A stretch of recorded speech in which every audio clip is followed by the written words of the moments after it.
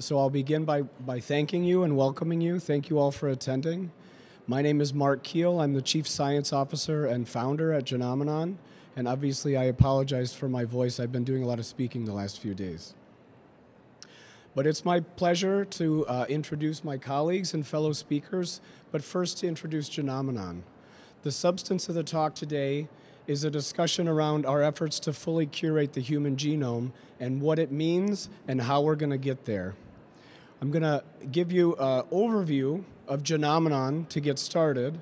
I'll share a little bit of a review of the efforts that Genomenon has expended to curate the genome at the gene level, which I talked about in a presentation yesterday, but then introduce my colleagues to round out the story by talking about our efforts to curate the genome at the variant level for both published and unpublished variants.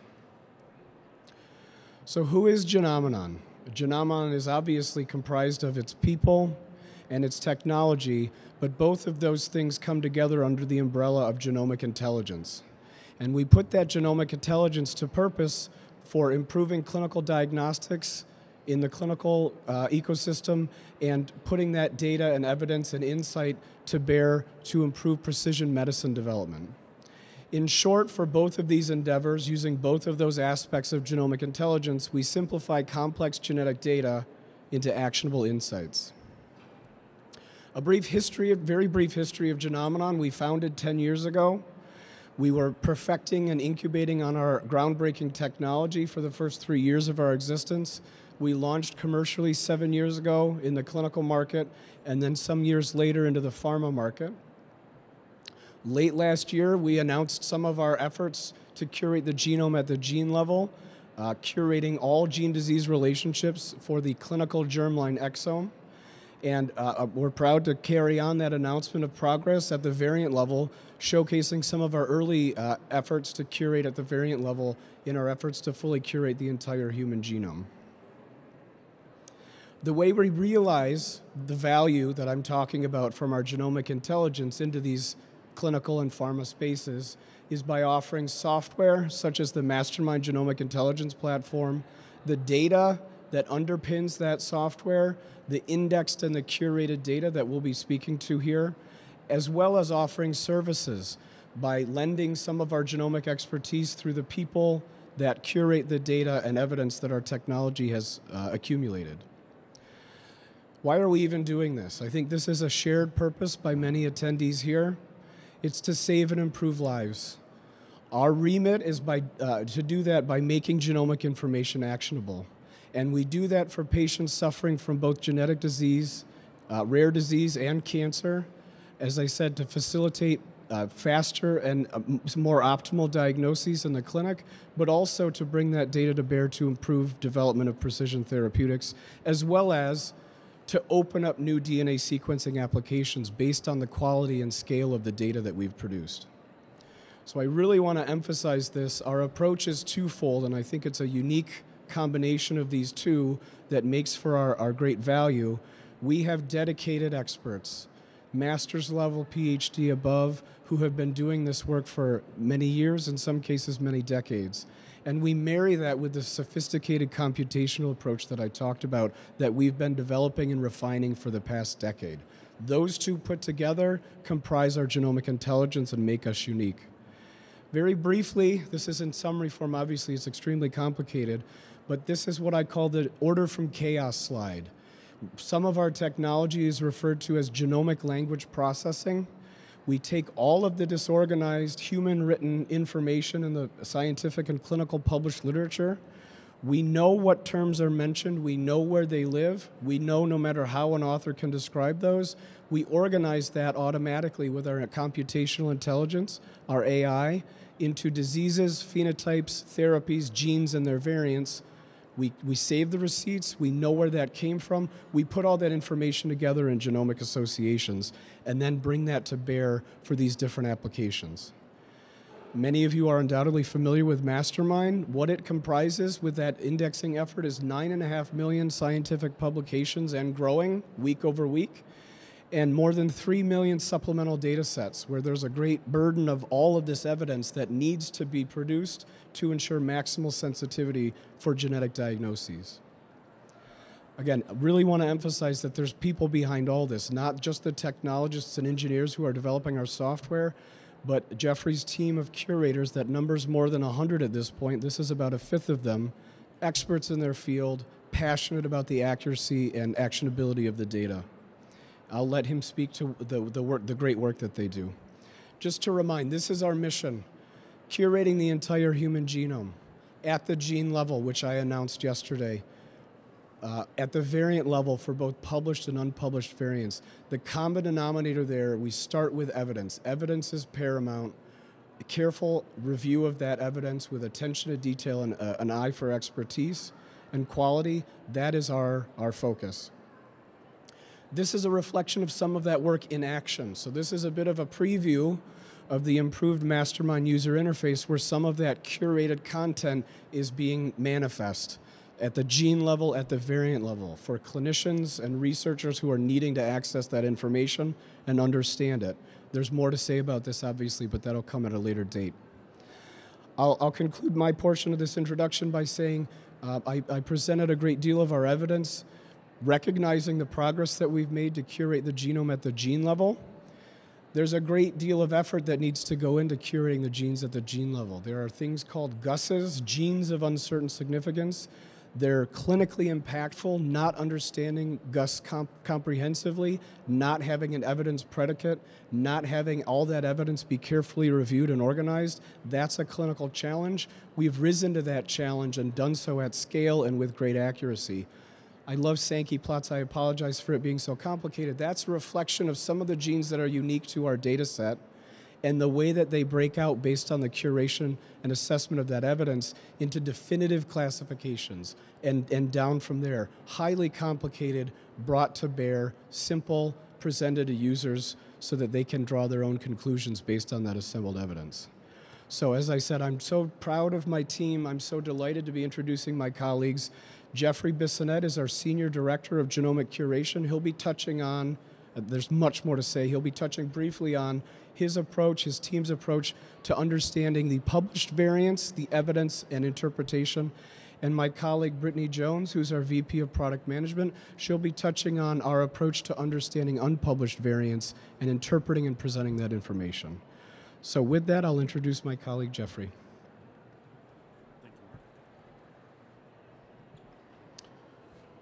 So as Mark mentioned, I'm going to be discussing our approach to published variant curation and that interpretation. So that starts with the identification of the correct literature and the correct variants in order for us to interpret, finding the sensitivity of the evidence, the specificity of that curation then gets layered in. Quality is paramount, and we'll talk about how our approach to quality, and obviously if we're curating the entire human genome, we need to discuss how we do this at scale. So there's really two distinct approaches to identifying variants. The traditional laboratory-based approach is to receive a patient sample, sequence those patients, and then review the variants that are encountered on that sequencing assay. Our approach is to start with the literature. So we index the literature, and as Mark mentioned, we have over 9.5 million full-text articles and over 3 million supplemental files. That's where we start, is with that indexed literature. And then we take a gene or take a disease, and we're doing this at scale, so we're doing multiple genes and diseases at the same time. But our project begins with a single gene or a set of genes associated with the disease, and we take all of the information, all of the articles that are identified by our indexing, our AI, and then we curate all of the variants that are associated with that. And as Mark noted, we have a human team that does this. We have real humans behind that. So I'm going to be also emphasizing the fact that this isn't AI-based curation. This is human-based curation with AI approaches that allow us to scale.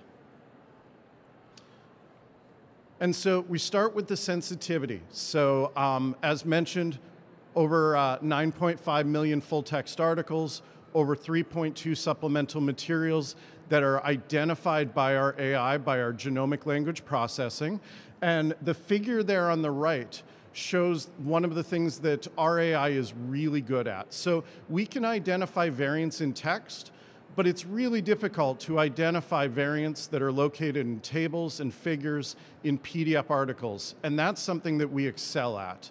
And so what we're seeing there is highlighting of one particular gene within this article, COL4A3, and then all of the variants that are associated with COL4A3 within that particular table as well. And that highlighting isn't done by me. That highlighting is a screenshot from our AI, from our curation application. Our AI is highlighting all of those gene mentions, all of those disease mentions, all of those variant mentions, and bringing that to the surface for our humans to be able to review that. And then we also recognize data in various different supplemental file formats as well, which enables us to have high levels of sensitivity. And as we talk about sensitivity of our genomic language processing, it's important to talk about as well what we do at the gene level and the variant level.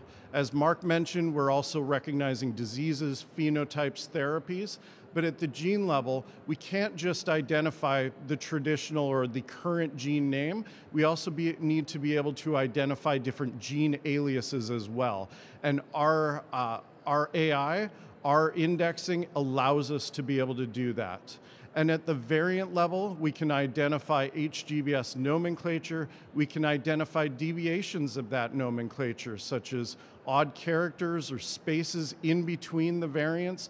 All the different ways authors have traditionally published variants that are outside of the norm. We can identify alternate transcripts as well, and legacy nomenclature. And so this right here is another figure. I like the highlighting. My apologies about that a lot of my figures will have highlighting in them, but this particular figure I think does really well in showing none of these variants are according to HGBS nomenclature. All of these variants are associated with the LDLR gene, and all of them lack the appropriate signal peptide shift where they should actually be 21 residues higher. And the important thing to note about that is that our GLP identifies them and resolves that complexity and then just serves that up for our curators to be able to see that. So all of those variants are identified even though they're not according to the correct HGBS nomenclature. Then we move into specificity, and this is really where our humans do get involved. We curate, just as labs do, according to ACMG guidelines. And so, as we've sort of mentioned already, our bread and butter is the publications. So we start with the publications, and our expert team of variant scientists is reviewing each of those publications, looking for clinical data and looking for functional data, and assigning criteria according to the ACMG guidelines. We're also layering in population data from Nomad and predictive models in order to have a fully curated and classified variant that we're putting into Mastermind. And again, it's all about the human curation as well as our automated indexing. Of note, we are also very open to questions about this. We're transparent about the information that we include in Mastermind so that you can see the data and how we got to that final classification.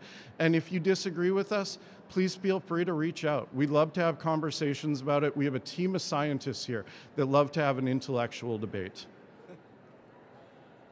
And none of this would matter if it wasn't high quality data. So shown over here is some of our product quality team. Our product quality team is separate from our curation team, and they are involved right from the beginning all the way to the end.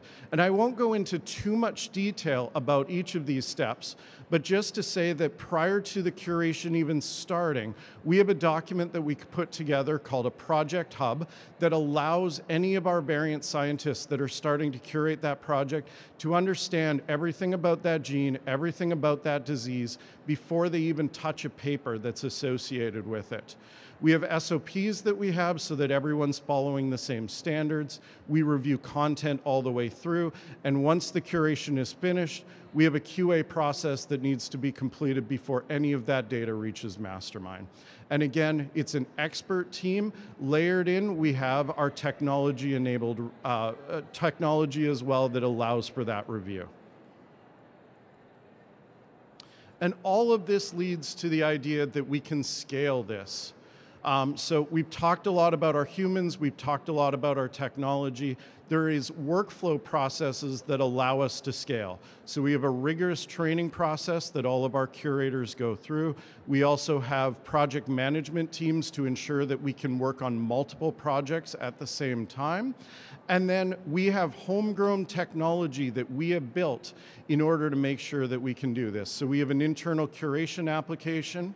Additionally, one of the things we built is called Transcript Explorer. We found that we were often going out to several different sources in order to resolve nomenclature discrepancies that we were finding in the literature. And rather than go out to all of those different sources, we brought all of that data in-house and we built that. So one of the figures there on top is showing that same figure or that same example from LDLR from before, where if I search for one of those variants that has the signal peptide issue, and then I just press enter, it gives me all of the information then below that it's actually the correct nomenclature is the D221Y variant, and the reason for that nomenclature discrepancy is a signal peptide shift. So we built that all into our internal processes that allow us to be able to do this much faster. We also have things called smart categories and smart phrases, and I'm sure with all of you who use EHR in different systems, you probably have various terminology that's quite similar. Our smart categories is a machine learning algorithm that tells us whether a paper is clinical based or functional based, so we know what type of information we're going to find even before we open up that paper. And then smart phrases, again, I really like to show the highlighting. We highlight not only gene mentions and variant mentions, we identify words like de novo, segregation, functional, etc., that allow us to know exactly what type of data might be in that publication that points us to it at a much more faster pace. So rather than having to search through the article to find one mention that variant is de novo, we're pointing that out to our curation team well before they even get into that publication. And again, all of this allows us to scale.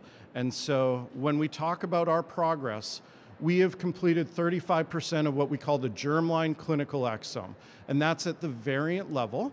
And that number might seem a little bit abstract to you. Let me tell you a little bit more details there. So we're actually working hard at completing the variant curation of the ACMG secondary findings genes.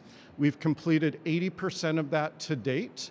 We've completed all of the ACMG secondary findings non-cancer genes, and we're working on the rest of the cancer genes to get those into Mastermind for everyone to use and review.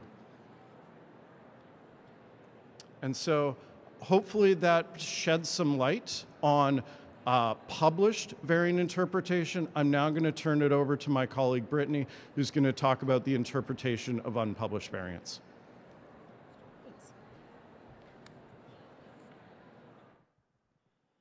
And I hope everybody can hear me. There we go. I'll be over here because I'm not tall enough for that. Based on the bold predictions that the NHGRI produced, we want to eliminate VUSs by the year 2030. This means we're going to need to curate and classify a lot of unpublished variants. So as Jeffrey went through, we have methods for looking at published variants, but what information can we get about unpublished variants? How do we deal with those? What is the source of those unpublished variants? What tools and evidence do we need, and how do we find it? How do we find every piece of information relevant to these unpublished variants in order to classify them and curate them? So I'm going to go through several considerations for curating variants to address these challenges. There we go. So first, we need to look at the source of these variants. There are two major types of VUSs. First, there are variants of uncertain significance and genes of uncertain significance, as Mark had mentioned earlier. Then also there's variants with well-established gene-disease relationships, but of uncertain consequence. So as Mark mentioned earlier, and in the poster that we actually have somewhere around here, we're looking at identifying novel gene-disease relationships and extracting those from published information. There are somewhere close to 10,000 new genetics and genomics articles that are published every single week. How do we take a comprehensive look at the full text of those articles and extract novel gene-disease relationships? Well, that's explained in our poster and with Mark's talk. We're looking at that comprehensively, and we have algorithms, machine learning, that are presenting the humans on Jeffrey's team that information to review very quickly and put that information out almost in real time. Heidi Rehm and others in 2023 showed that there's more VUSs in large panels than there are with exomes and genomes. This shows that the gene-disease relationships in those large panels of genes needs to be very well established to give us the power that the phenotypes give us within the exomes and the genomes. So we prove the need to continue to look at these gene-disease relationships. There are several great databases and ways that we can extract this information. Clinically driven, new novel gene-disease relationships go into places like the GenCC and ClinGen. Databases of functional studies and different types of information will need to be gleaned. DisGenNet, if I pronounced that correctly, is a good example of that type of information and extracting gene-disease relationships from large data sets. And finally, we're leading the charge to extract that information from publications. As Jeffrey went through and Mark both talked about, our genomics language processing is pulling that information out, presenting that to humans to analyze as quickly as we can.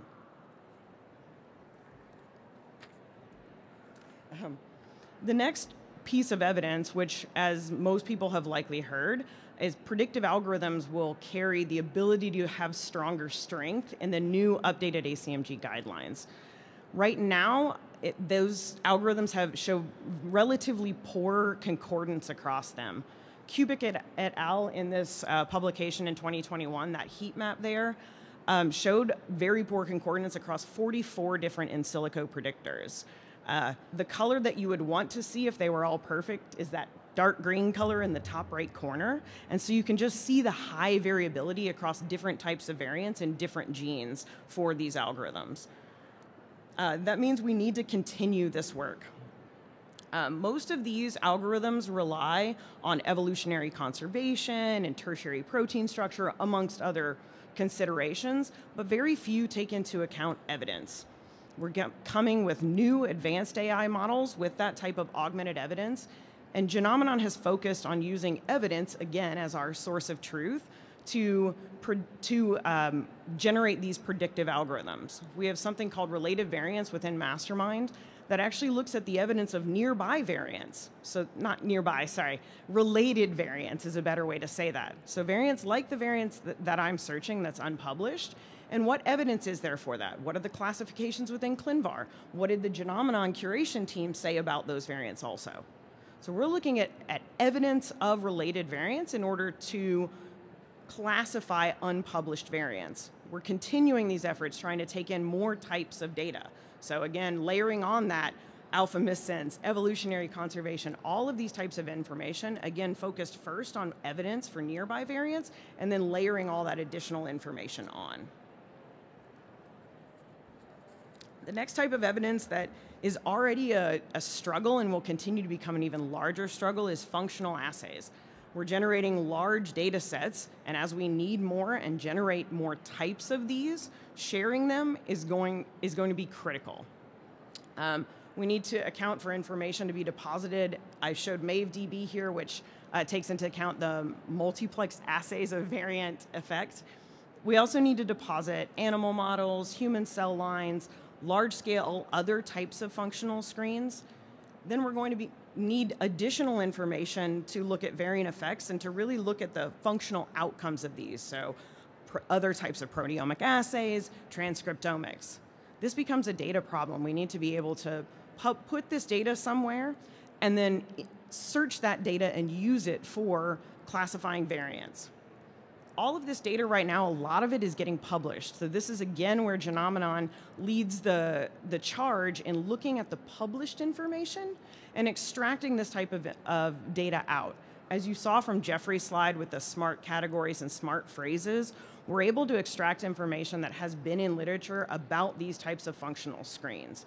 People are going to continue to publish them, as I said, at a high rate. So we're going to be pulling this information out and presenting that to users in a searchable, standardized format. Then there's clinical data, right? So we need to sequence more in more people using more broad methods to capture more types of variants. By doing large-scale screens on unaffected individuals, individuals of ethnic diversity, we're going to generate more VUSs in the short term. That is the only path forward for us to actually get a diverse background of different types of variants to resolve these moving forward. That means more broad sequencing across affected and unaffected individuals. I highlighted the Monarch initiative because they take into account all this phenotype data to show variable phenotypes, incomplete penetrance or variable penetrance. We need to assemble all of that clinical data to understand the cause of these variants, and then layer on even more complex variants through long-read sequencing. So we'll need to know historical short-read variants, extracting all that information, layering on CNVs, structural variants, to really get a complete picture of the sequence of diverse group of humans to understand genetic diversity. Again, a lot of this information is then published. This is the information that Genomenon is able to extract automatically and send to our curation team. Again, the major component that I think you've heard all of us say here is the AI presents the information to the humans, and then the humans decide if that is quality data, right? They're going to look and see, is that a good long-range assay? Do we believe that? Did they run the right controls? And only through extracting all that information historically are we going to be able to take into account this diversity of phenotypes and penetrance for all of these different genes. To close, this then creates a major data challenge. Where does all this data go? We need to get the data, organize that, share it, enable searching within those shareable platforms, extract that to then apply it to any given group's samples, patients. This also then requires that we stay on top of that data, so it needs to be updated with a regular cadence incredibly quickly. You'll see here in this example on the right, this is one of our new user interface. This is where I have done a demo search of a variant that's a frame shift type. You'll see all different potential cDNA changes that lead to that frame shift. And in this way, we're returning comprehensive data, right? So as Jeffrey talked about, we're recognizing historical information. We're returning that also from ClinVar. We take the same approach when someone searches a copy number variant and return variants that are like that with a percentage of overlap. So you'll often see other copy number variants that are different but are a 99% overlap to the one that maybe you searched. By returning this comprehensive information, that's how we're going to stay on top of all variants and all publications and all the knowledge in the field. This is the way in which Genomenon is furthering the effort for unclassified variants. And I will turn it back over to Mark. Not quite yet. I'll just wrap up together by saying Britt emphasized the power of the data that we're producing and assembling. Genomenon is data-driven. One of our core values is around the evidence, the primacy of the evidence. We're indexing, annotating, organizing, interpreting, and allowing users to retrieve that evidence to ensure the utmost accuracy and actionability. What does that mean? What are the implications? I think this is quite clear to all in attendance. This is to unlock the power of a patient's genome, understanding at the gene level, at the variant level, every patient's causation of disease to facilitate faster and more accurate diagnoses and better, faster precision therapeutics. I don't know, out of respect for the next speaker, I don't know that we have time for questions. We have a booth at 911. We're happy to stay afterwards for any questions that anybody has. As Jeffrey said, we welcome them. Thank you, Jeffrey. Thank you, Brittany. Thank you for your kind attention.